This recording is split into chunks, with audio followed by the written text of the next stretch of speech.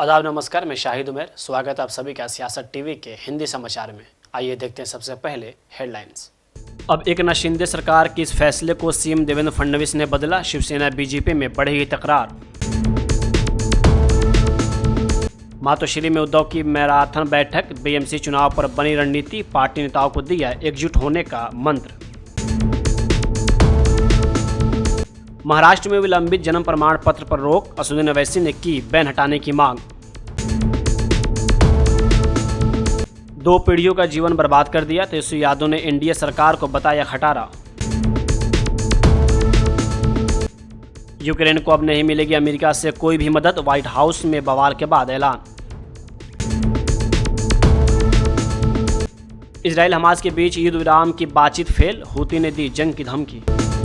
अब खबर विस्तार से। महाराष्ट्र के मुख्यमंत्री देवेंद्र फडणवीस और उप मुख्यमंत्री एकनाथ शिंदे के बीच सियासी तकरार बढ़ने के आसार दिख रहे हैं।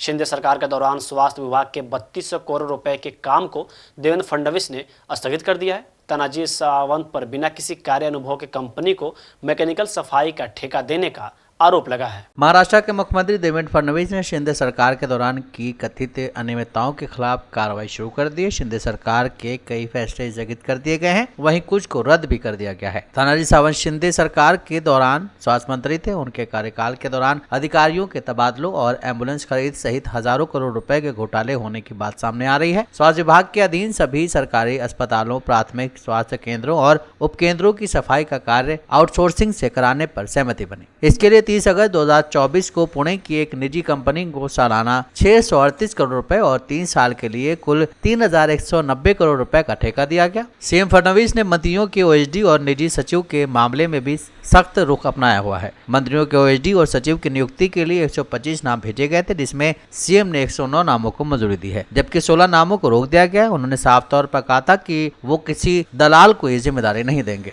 बीजेपी नेता जगन्नाथ सरकार ने कहा कि ममता पर जनता का विश्वास नहीं रह गया है। वह भ्रष्टाचार करके लोगों को फंसाकर और डराकर अपने हित में काम कराना चाहती हैं। देखिए, ममता का जनता का ऊपर भरोसा नहीं है।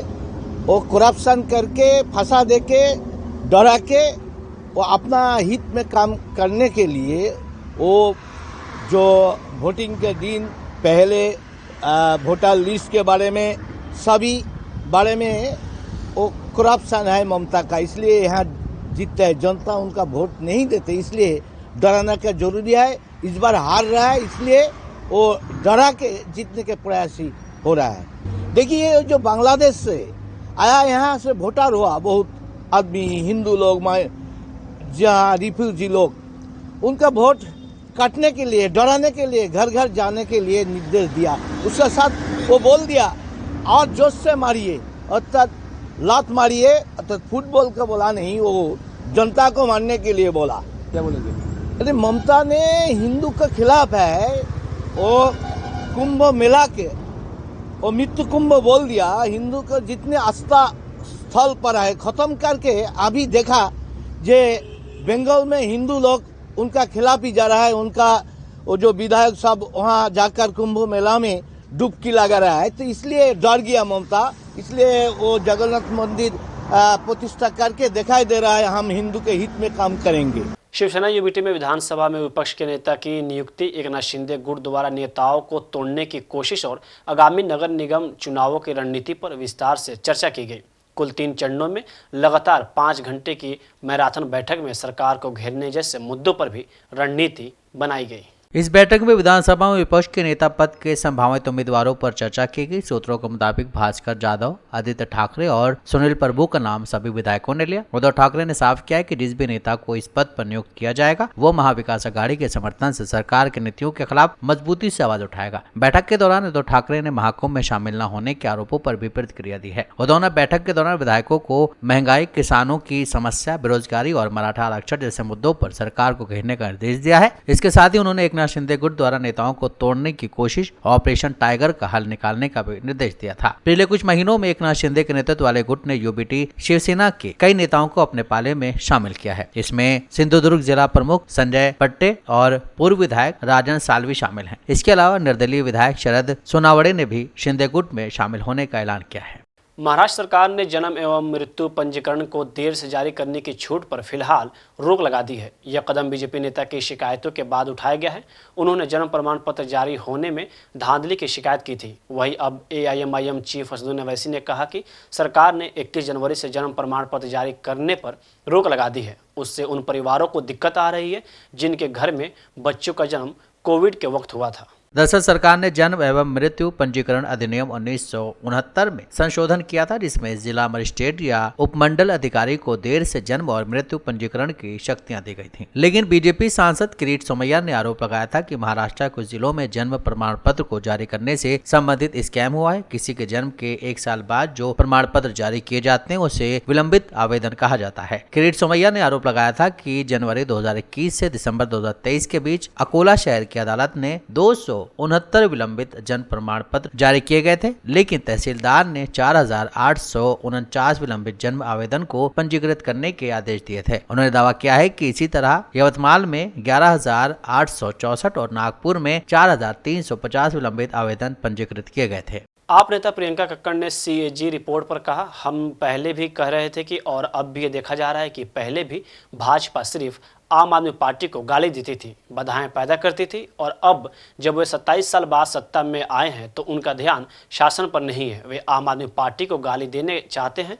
वे भी अभी भी दोषारोपण का खेल खेल रहे हैं। उन्होंने दावा किया था कि उनकी पहली कैबिनेट बैठक में हर महिला को 2500 रुपये देने का प्रस्ताव पारित किया जाएगा और इसकी पहली किस्त 8 मार्च को आएगी। मैं भाजपा से अनुरोध करती हूं कि दिल्ली के लोगों से किए गए वादों को पूरा करने पर ध्यान दें। देखिए, हम पहले भी कह रहे थे और आपको अब वही देखने को मिल रहा है कि पहले भी भाजपा सिर्फ आम आदमी पार्टी को गालियां निकालती थी, कामों में अड़चने डालती थी। अब जब वो 27 साल के बाद गवर्नेंस में आ गए हैं, सत्ता में आ गए हैं, तो भी उनका गवर्नेंस पे फोकस ही नहीं है। अभी भी आम आदमी पार्टी को गालियां निकालनी है, अभी भी सिर्फ ब्लेम गेम, अब्यूज यही करना है। दिल्ली को गवर्नेंस की जरूरत है, थिएट्रिक्स की जरूरत नहीं है। सबसे पहले भाजपा ने प्रॉमिस किया था कि अपनी फर्स्ट मीटिंग, कैबिनेट मीटिंग में हर महिला को 2500 रुपए देने का जो प्रस्ताव था उसको पास कर दिया जाएगा। साथ ही कहा था कि इसकी पहली इंस्टॉलमेंट 8 मार्च तक आएगी।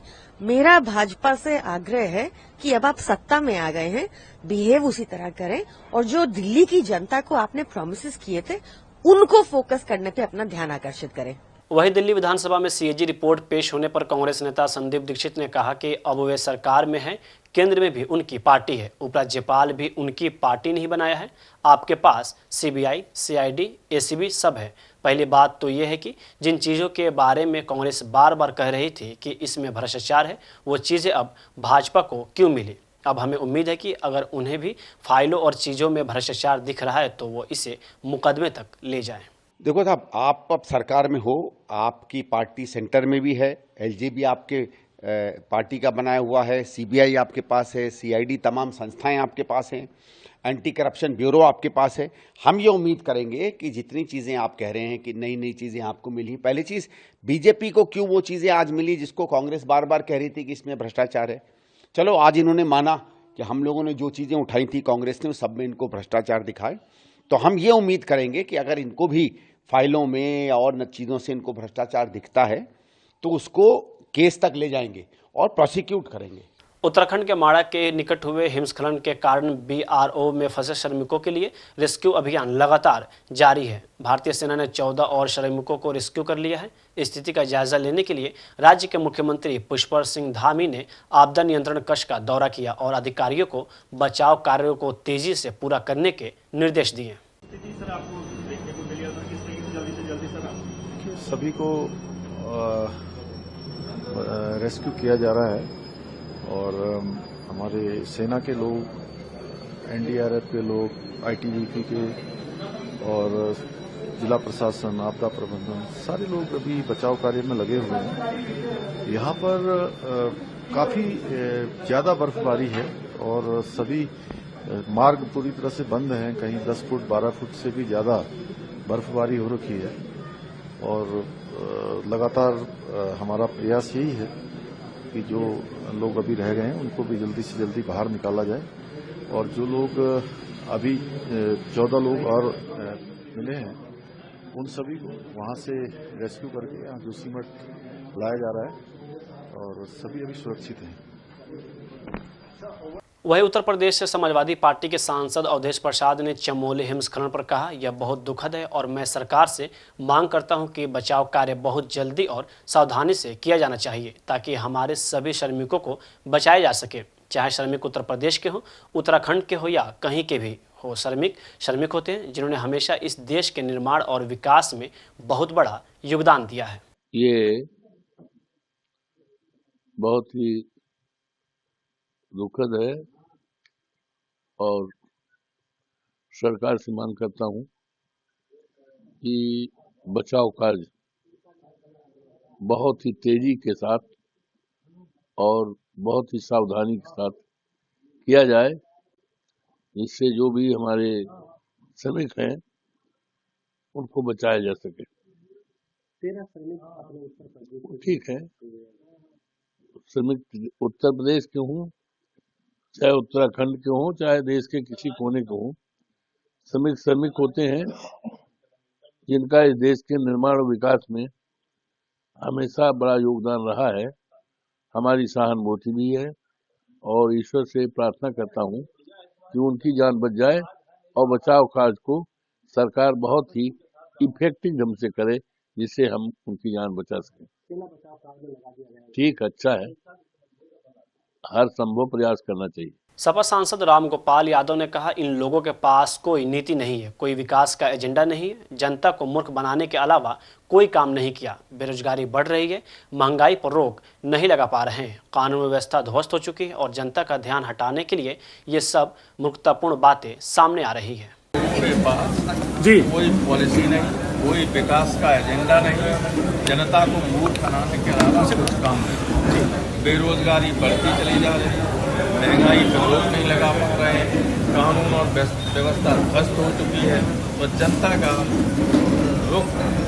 का ध्यान बटाने के लिए ये सब मूर्खतापूर्ण बातें सामने आ रही थी। आरजेडी नेता तेजस्वी यादव ने बिहार में एनडीए की सरकार को खटारा बताया है। उन्होंने ट्वीट कर कहा कि बिहार में 15 साल पुरानी गाड़ी चलाने की अनुमति नहीं है क्योंकि वो ज़्यादा धुआं फेंकती है, प्रदूषण बढ़ाती है, जनता के लिए हानिकारक है। तो फिर एनडीए की 20 साल पुरानी जोड़ो तोड़ो उल्टा पलटी वाली खटारा सरकार क्यों चलेगी। तेजस्वी यादव ने आगे कहा कि 20 साल की नीतीश सरकार ने विगत 20 साल में बिहार के हर गली, हर टोला, हर गांव में गरीबी, बेरोजगारी, भ्रष्टाचार, अपराध और पलायन रूपी भयंकर प्रदूषण फैला दिया है। अब इसे बदलना अति आवश्यक है। उन्होंने कहा है कि बिहार के युवाओं ने ठान लिया है कि अब 20 साल पुरानी खटारा, जर्जर, बीमार और थकी हुई अविश्वसनीय नीतीश एनडीए सरकार को हटाकर एक नई सोच, नए विजन, नए जोश और नई दिशा वाले युवा एवं नौकरी, रोजगार व विकास कार्यों को समर्पित विश्वसनीय, जुनूनी सरकार को लाना है और नया बिहार बनाना है। तेजस्वी के इस बयान पर बीजेपी प्रवक्ता ने पलटवार किया है। उन्होंने कहा है कि तेजस्वी अपना मानसिक संतुलन खो चुके हैं। बिहार में साल के आखिर में विधानसभा चुनाव होने वाले हैं। इससे पहले तेजस्वी एनडीए सरकार पर लगातार हमलावर हैं। हाल ही में तेजस्वी ने आरक्षण को लेकर बीजेपी पर हमला बोला था। उन्होंने ट्वीट कर कहा था कि जैसे आदमखोर होता है न वैसे ही बीजेपी आरक्षण खोर और आरक्षण चोर है। 17 महीने के अल्प कार्यकाल में हमारे द्वारा जातिगत जनगणना के उपरांत दलितों, आदिवासियों और पिछड़ों, अति पिछड़ों के लिए बढ़ाए गए 65% आरक्षण को बीजेपी एनडीए की केंद्र सरकार ने संविधान की 9वीं अनुसूची में नहीं डाला और केस में फंसा दिया। तेजस्वी ने आगे कहा है कि 65% आरक्षण के लागू नहीं होने से अनुसूचित जाति, जनजाति, पिछड़ा, अति पिछड़ा वर्ग के अभ्यर्थियों को 16% आरक्षण का सीधा नुकसान हो रहा है, जिससे इन वर्गों के 50,000 से ज्यादा युवाओं को नौकरी से हाथ धोना पड़ रहा है। सबको एकजुट होकर आरक्षण चोर बीजेपी एनडीए को सबक सिखाना है। यूक्रेन और रूस के बीच जारी जंग को 3 साल पूरे हो चुके हैं। इस जंग को रोकने का जिम्मा अमेरिकी राष्ट्रपति डोनाल्ड ट्रंप ने अपने हाथों में लिया है। अमेरिकी चुनाव के दौरान उन्होंने कहा था कि सत्ता में आने के 100 दिन बाद ही युद्ध रुकवा दिया जाएगा। ट्रंप के युद्ध विराम के पीछे का भी तगड़ा प्लान था। ट्रंप के इन मंसूबों पर अब पानी फिरता नजर आ रहा है। ऐसा इसलिए क्योंकि ट्रंप और यूक्रेन राष्ट्रपति जेलेंस्की की मुलाकात में बहस हो गई। बातचीत बहस में बदलने के पीछे का कारण उपराष्ट्रपति जेडी वेंस की तरफ से की गई एक टिप्पणी रही है। राष्ट्रपति डोनाल्ड ट्रंप और जेलेंस्की के बीच बातचीत अच्छी दिशा में बढ़ रही थी, तभी उपराष्ट्रपति ने कूटनीति का जिक्र किया और जेलेंस्की पर आरोप लगाया कि आप कूटनीति करने की कोशिश कर रहे हैं। ये बात जेलेंस्की के दिल पर लग गई। इसके बाद मानो यूक्रेनी राष्ट्रपति ने न आगे देखा न पीछे और अमेरिका को उसके ही जैसा जवाब देना शुरू कर दिया। जेलेंस्की ने जेडी वेंस के सवाल पर जवाब देते हुए कहा है कि आज से कुछ साल पहले ये कूटनीति कहाँ चली गई थी, जब रूसी राष्ट्रपति पुतिन ने बड़े पैमाने पर आक्रामकता फैलाई थी। उस समय किसी को कोई कूटनीति याद नहीं आई, न तो उस समय किसी ने रूस को रोका और न ही कोई हस्तक्षेप किया। उन्होंने हमारे लोगों को मार दिया, सैनिकों और आम जनता को तड़पाया, न ही कैदियों की अदला बदली की। आप किस तरह की कूटनीति की बात कर रहे हैं? जिस पर वेंस ने जवाब दिया है कि ऐसी कूटनीति जो आपके देश के विनाश को समाप्त कर देगी। उन्होंने जेलेंस्की पर अपमानजनक होने और अमेरिकी मीडिया के सामने स्थिति को मुद्दा बनाने का आरोप भी लगाया। इस दौरान ट्रंप भी जेलेंस्की पर हमलावर हो गए। ट्रंप और जेलेंस्की की इस बैठक के बाद बाकायदा दोनों देशों के राष्ट्रपति मीडिया से बातचीत करते। इसके साथ ही अमेरिका और यूक्रेन के बीच खनिज डील पर साइन होने थे, जिसमें $500 मिलियन का खनिज यूक्रेन से अमेरिका को मिलना था। हथियार के बदले अमेरिका ने यह खनिज यूक्रेन से लेने का प्लान बनाया था। वही इजरायल और हमास के बीच युद्ध विराम की बातचीत फेल होती नजर आ रही है। दोनों देशों के बीच युद्ध विराम के दूसरे चरण को लेकर बातचीत होनी थी, लेकिन इसी बीच हमास ने आधिकारिक तौर पर बातचीत फेल होने की घोषणा कर दी है। गजा को लेकर समझौते के दूसरे चरण पर बातचीत शुरू नहीं होने की जिम्मेदारी प्रवक्ता हाजिम कासिम ने ली है। समूह के प्रवक्ता कासिम ने इस सिलसिले में यह भी बताया कि समूह के साथ गजा में दूसरे युद्ध विराम चरण के लिए कोई मौजूदा बातचीत नहीं हुई है। इसी बीच हूती नेता ने इजराइल को युद्ध की धमकी दी। उन्होंने ऐलान किया है कि अगर गाजा में युद्ध फिर से शुरू हुआ तो हम सैन्य रूप से हस्तक्षेप करेंगे। गाजा और इजराइल में पिछले लंबे समय से युद्ध चल रहा था। इसी के बाद युद्ध विराम के पहले चरण की बातचीत की गई। इजराइल और हमास दोनों तरफ से बंदियों और कैदियों की रिहाई की गई। इसी के बाद अब फर्स्ट फेज के खत्म हो जाने के बाद सभी की निगाह दूसरे चरण के युद्ध विराम की बातचीत को लेकर होनी थी। युद्ध विराम के दूसरे चरण की बातचीत का मकसद गाजा में लड़ाई को समाप्त करना था। साथ ही युद्ध के दौरान जिन लोगों को बंदी बनाया गया था या कैदी बनाया गया था, उन सभी को रिहा किया जाना था। यहाँ तक कि जहाँ एक तरफ हमास ने इस बात का ऐलान कर दिया कि दूसरे चरण के युद्ध विराम की बातचीत पूरी तरह से फेल हो गई है, वहीं दूसरी तरफ इस संभावना के बीच कि इजराइल फिर से गाजा पर अटैक कर सकता है। यमन में ईरान के नेता ने पहले ही इजराइल को युद्ध की धमकी दे दी है। यमन में ईरान समर्थित हूती नेता ने कहा है कि अगर गाजा में इजराइल ने फिर युद्ध शुरू किया तो हम इजराइल पर हमले शुरू कर देंगे। हूती के नेता ने हाल ही में रमजान को लेकर एक बड़ा बयान दिया है। इस बयान में अल हूती ने फिलिस्तीनी लोगों का भी जिक्र किया है। उन्होंने कहा है कि फिलिस्तीन और प्रतिरोध समूह, खासकर हमास की सैन्य शाखा कसम ब्रिगेड का समर्थन करने के लिए हम प्रतिबद्ध हैं। हिंदी समाचार यही समाप्त होता है। मुझे दे इजाजत। बाकी खबरों के लिए बने रहें सियासत टीवी के साथ।